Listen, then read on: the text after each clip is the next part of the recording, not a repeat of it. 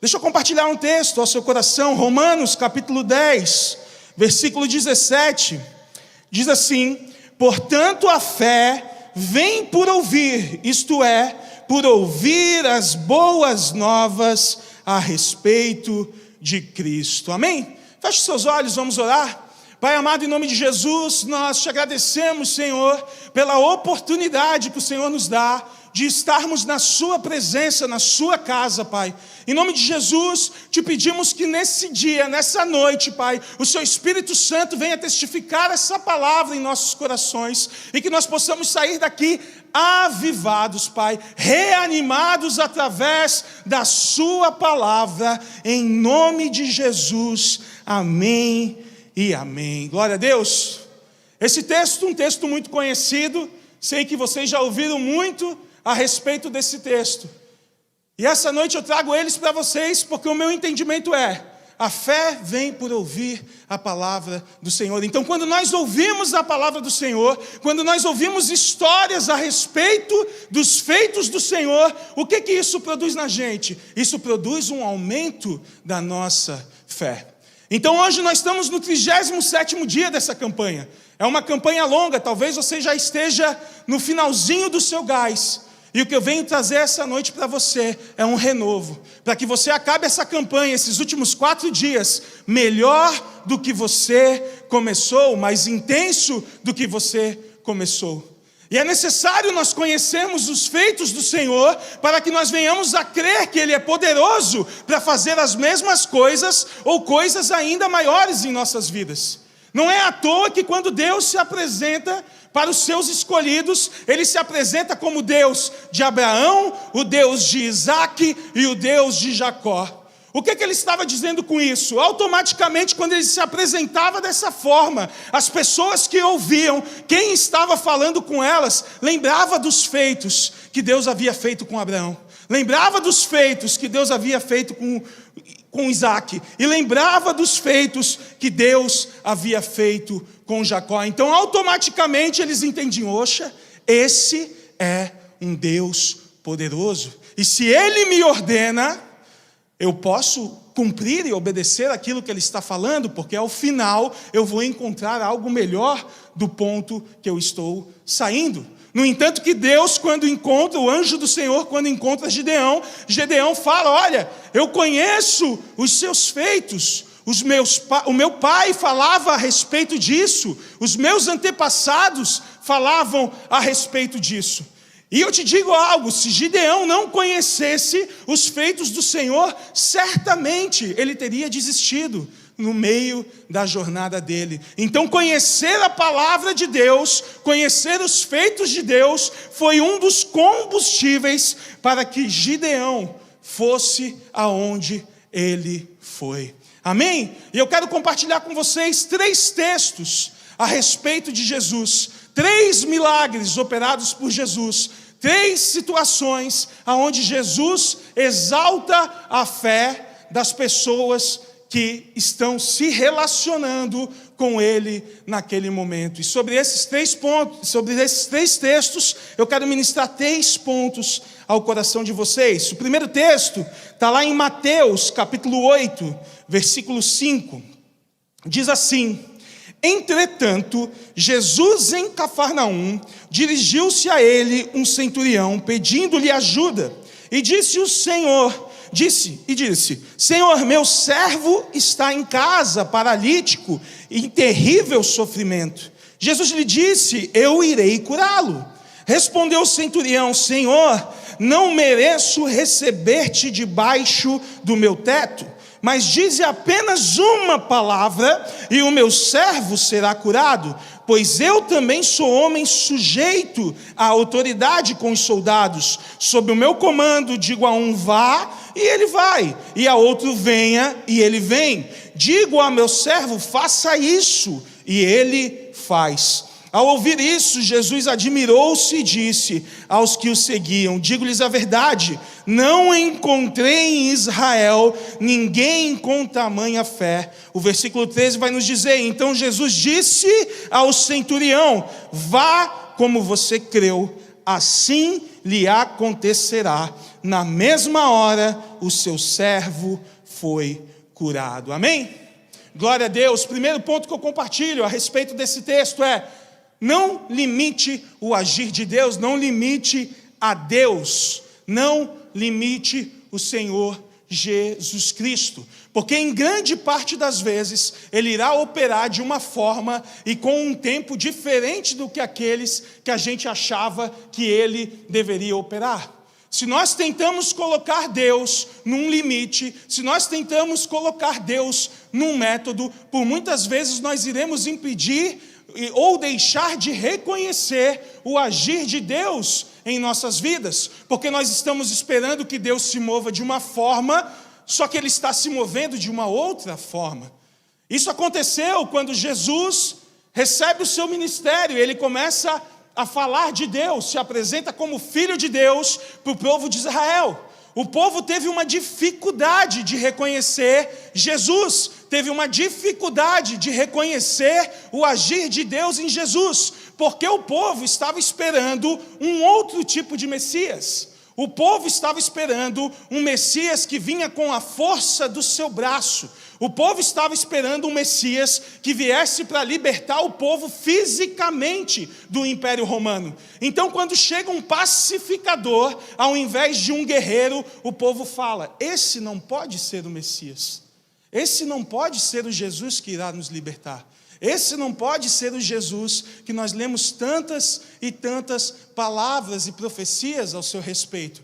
Porque nós esperamos um cara forte, um cara que vai chegar com os dois pés, o cara que vai chegar rompendo com todo o império. E Jesus se apresenta como Filho de Deus. E muitos naquela época não encontram a salvação por culpa desse limite que eles colocaram em Deus, à espera de alguém como eles imaginavam que seria. E nós não podemos correr o risco de fazer isso em nossas vidas. E esse texto do centurião é um texto muito bom para que nós tenhamos um exemplo de uma pessoa que não limitou a Deus. Entenda que essa passagem que nós lemos, contém nela algo inédito na palavra do Senhor. Quantos creem que se você orar hoje por uma pessoa que está enferma lá no Japão, essa pessoa pode ser curada instantaneamente? Levante sua mão. Quantos creem? Amém. Só que esse centurião creu a mesma coisa que você está dizendo que crê nesse instante. Só que até aquele momento, essa oração era uma oração inédita. Nunca ninguém havia orado dessa forma por alguém. O centurião, ele entende que Jesus era o único que podia cuidar do seu servo. E ele chega até Jesus, e Jesus prontamente atende aquele centurião e fala: olha, eu vou até a sua casa, eu vou orar pelo seu servo, o seu servo será curado. Mas aquele centurião fala assim: não, mestre, eu não sou digno de te receber na minha casa, mas eu tenho certeza, eu creio no meu coração, que se o Senhor orar nesse instante, aí mesmo aonde o Senhor está, o meu servo vai ser curado no mesmo instante. Aquele homem, ele rompe os limites da oração.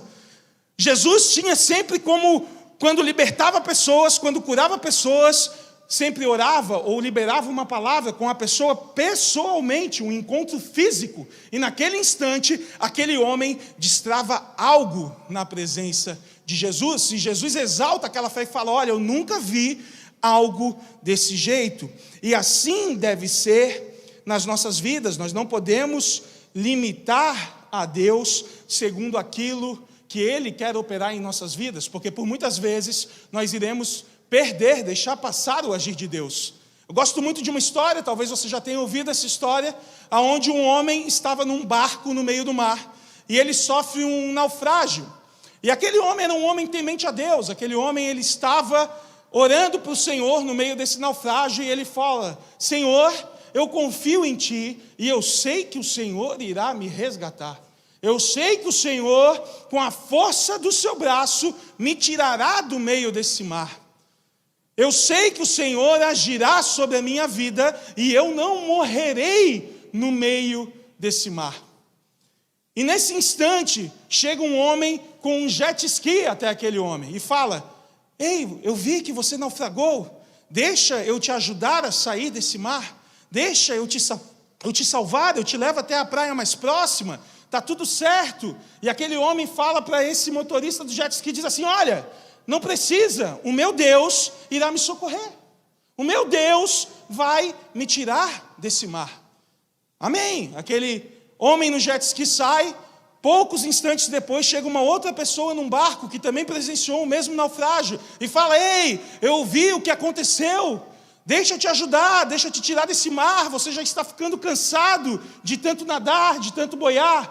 E aquele homem fala para aquele homem no barco e diz assim: olha, não, o meu Senhor, Ele irá me resgatar, o meu Senhor me tirará desse mar, o meu Senhor me tirará dessa situação. E aquele homem de barco sai e deixa aquele homem à deriva no mar novamente. E nesse mesmo instante chega um homem de helicóptero, dizendo: olha, a sua esposa botou um aviso e eu vim te resgatar, vamos sair desse mar. E naquele mesmo instante ele fala: não, eu não quero, porque Deus irá me resgatar. E aquele homem morre no oceano. Esse homem, ao se encontrar com Deus, ele fala assim: Senhor, eu confiei tanto em Ti, eu confiei tanto em Ti, eu cria tanto, eu orei tanto, eu sabia que o Senhor ia vir e ia me resgatar, por que o Senhor não fez isso? E Deus na mesma hora fala: filho, eu fiz, eu mandei um cara no jet ski, depois eu mandei um cara num barco, depois eu mandei um cara no helicóptero, mas só que você estava esperando, Deus esperava eu agir de uma forma e eu quis agir de outra. Nós estamos morrendo por muitas vezes, morrendo com a nossa fé por muitas vezes, porque nós não conseguimos reconhecer como Deus está se movendo. E para que nós possamos receber o milagre do Senhor em nossas vidas, é necessário nós entendermos como Deus está se movendo. Imagina se aquele cego que teve o seu olho aberto por culpa de uma lama ficasse esperando por uma oração de Jesus, porque ele ouviu dizer que um cego só foi curado apenas com uma palavra. Ou aquele cego, de repente, que foi curado apenas com uma palavra, ficasse esperando Jesus fazer a bolota de lama para jogar no seu olho. Nenhum dos dois teria encontrado salvação, nenhum dos dois teria encontrado o seu milagre. E assim somos nas nossas vidas quando nós limitamos a Deus no nosso agir. Entenda, nós cremos num Deus que é tão grande que Ele não opera no nosso tempo, Ele não opera do nosso jeito, Ele opera segundo a vontade dEle. E a vontade dEle é soberana, ela é boa, ela é perfeita, ela é agradável, e ela está sobre a minha e a sua vida. Amém? Glória a Deus. Não limite ao Senhor, não limite ao Senhor. Segundo ponto, Marcos capítulo 7, versículo 24, diz assim: Jesus saiu daquele lugar e foi para os arredores de Tiro e de Sidom. Entrou numa casa e não queria que ninguém o soubesse. Contudo, não conseguiu manter em segredo a sua presença. De fato, logo que ouviu falar dele, certa mulher, cuja filha estava com um espírito imundo, veio e lançou-se aos seus pés. A mulher era grega, Ciro-fenícia de origem, e rogava a Jesus que expulsasse de sua filha o demônio. E ele lhes disse: deixe que primeiro os filhos comam até se fartar, pois não é correto tirar o pão dos filhos e lançá-lo aos cachorrinhos. Ela respondeu: sim, Senhor, mas até os cachorrinhos debaixo da mesa comem das migalhas das crianças. Então ele lhes disse: por causa dessa resposta, você pode ir, o demônio já saiu da sua filha. Ela foi para casa e encontrou a sua filha deitada na cama, e o demônio já tinha a deixado. Amém? Glória a Deus. Segundo ponto que eu quero compartilhar com vocês a respeito de histórias de Jesus, histórias de milagres de Jesus, histórias de encontro com Jesus, é que a perseverança leva ao milagre. Essa mulher, talvez ela tenha ouvido a resposta que poucos ouviram de Jesus, e essa resposta é: não, eu não quero, eu não irei fazer o que você está me pedindo. Todos aqueles que encontravam Jesus até aquele instante, todos eles: Senhor, me cura. Sim, quero. Senhor, quero ser limpo. Seja. Senhor, minha filha está doente. Está curada. Senhor, toque em mim. Toco. E aquela mulher: Senhor, minha filha está doente.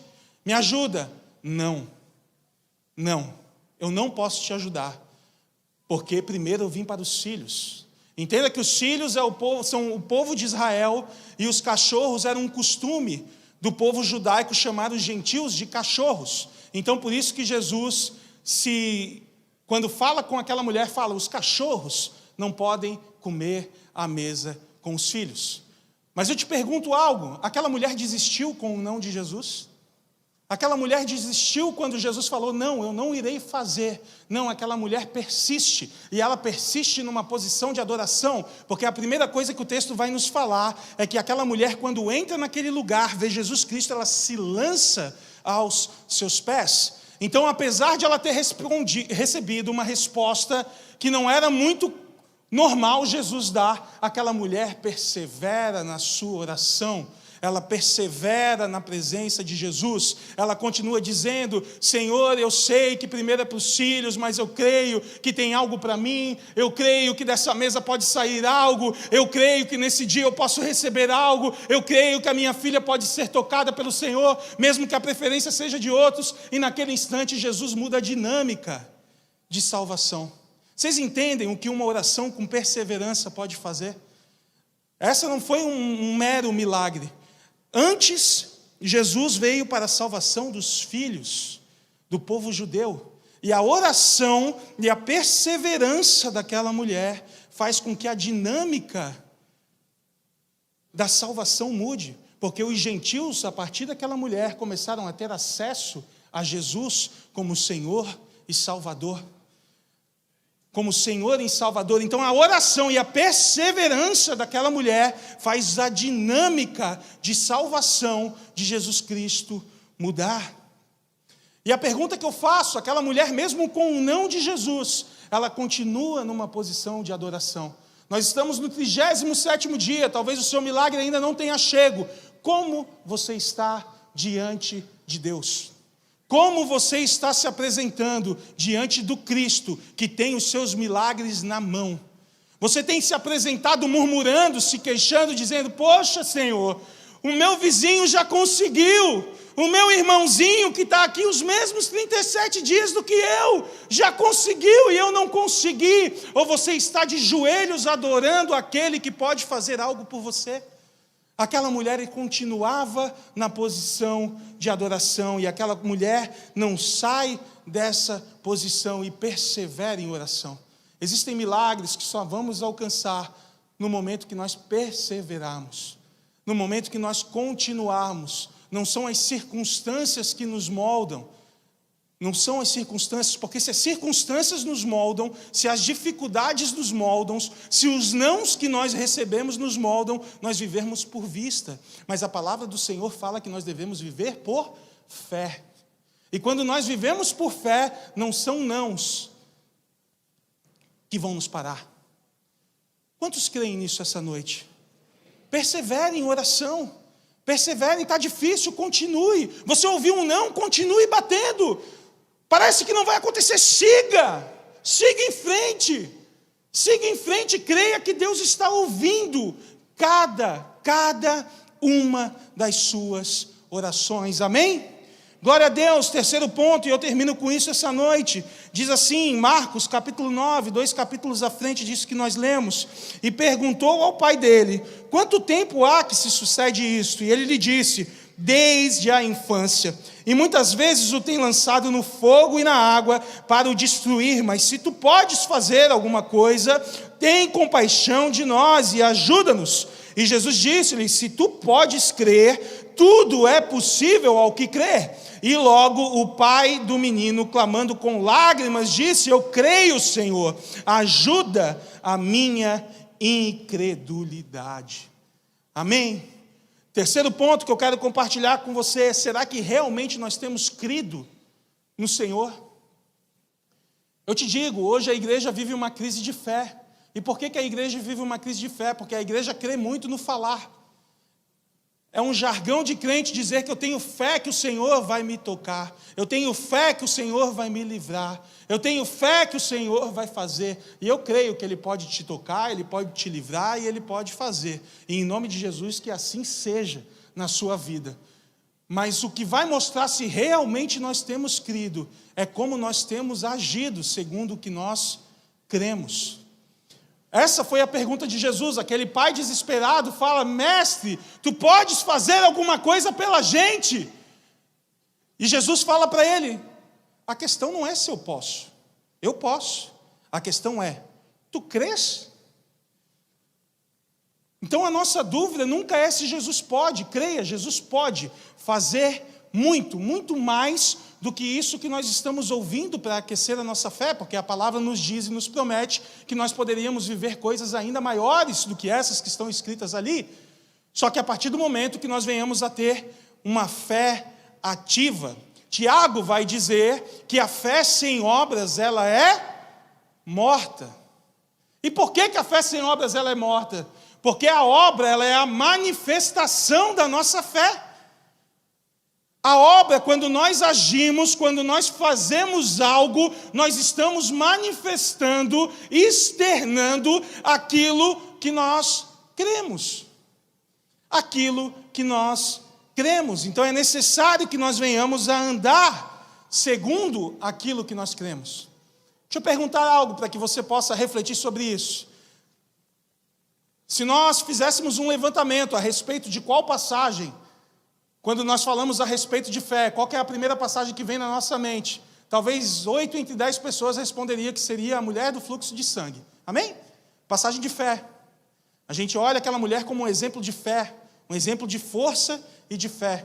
Só que eu faço uma pergunta para você. Se aquela mesma mulher, aquela que alcançou o seu milagre depois de tanto tempo, e a gente fala dela até hoje, se aquela mesma mulher tivesse ouvido falar que Jesus passaria perto da casa dela, se aquela mesma mulher tivesse ouvido falar que Jesus é poderoso para curar, e ela cresce que Jesus é poderoso para curar, ela cresce que um encontro com Jesus iria mudar a vida dela, mas ao invés de ela se levantar e ir ao encontro de Jesus, ela ficasse sentada na sua casa, esperando o agir de Deus, teria acontecido o milagre dela? Ou seja, aquela mulher, ela creu primeiro, mas depois ela se moveu segundo aquilo que ela crê. Na última quinta-feira, eu estava aqui, culto de aniversário do pastor Michael, e ele falava a respeito das salas que ele irá fazer, do prédio que ele irá fazer ali ao lado. E ele falava, só falta um pequeno detalhe, o dinheiro, mas Deus irá prover. Amém? Quantos creem que Deus irá prover? Só que o pastor Michael, ele não fica parado, esperando Deus prover para depois ele se mexer, ele começa a se mexer antes. Então já tem projeto, já tem empresa contratada. Quando vai acontecer? Quando Deus quiser, mas eu já estou pronto. Eu já estou pronto. Não sei aqui em Balneário, pastor Fausto, mas lá em Floripa o senhor conhece bem, né? Veio fresco para cá. Mas lá tem gente que ora 5 anos por um trabalho, 5 anos querendo que o Senhor abra uma porta na sua vida. E eu te pergunto, quantos currículos essa pessoa entregou? A pessoa está orando 5 anos, Senhor, abre uma porta, Senhor, abre uma provisão, Senhor, vem. Ela está esperando que um anjo venha e desça com o emprego dela e lance nas costas dela, assim, está aqui o seu emprego. Não, ela não entrega nenhum currículo. Como que ela vai alcançar? A gente tem que crer que o milagre de Deus já está sendo feito nas nossas vidas. Ele nos dá capacidade todos os dias, Ele nos dá saúde todos os dias, Ele nos dá conhecimento todos os dias. Então, por muitas vezes, o que falta para que o nosso milagre chegue não é crer, é agir segundo aquilo que a gente crê. Agir segundo aquilo que a gente crê. Por isso que é fundamental nós termos atitude. Quantos aqui desejam morar fora? Alguém deseja morar fora? Estados Unidos, Europa? Amém. Quantos de vocês que levantaram a mão creem que Jesus pode fazer vocês ir morar fora? Amém, glória a Deus. Quantos já viram quais documentos precisa para você ir morar nesse lugar? Quantos já foram atrás de estudar a língua desse lugar? As mãos vão se diminuindo, as mãos vão se abaixando. Porque elas creem que é possível, elas creem que Jesus pode dar, mas a partir do momento que falta a parte delas, elas param de fazer. Querido, o milagre só irá chegar a partir do momento que você estiver pronto para receber esse milagre, porque senão por muitas vezes isso vai ser maldição para a sua vida, vai por muitas vezes te desvirtuar ao invés de te manter nos caminhos de Deus. Tenha uma visão profética, comece a agir antes das coisas acontecerem. Certamente Deus irá lhe entregar aquilo que Ele já preparou para você. O como nós nos movemos mostra o quanto nós temos crido.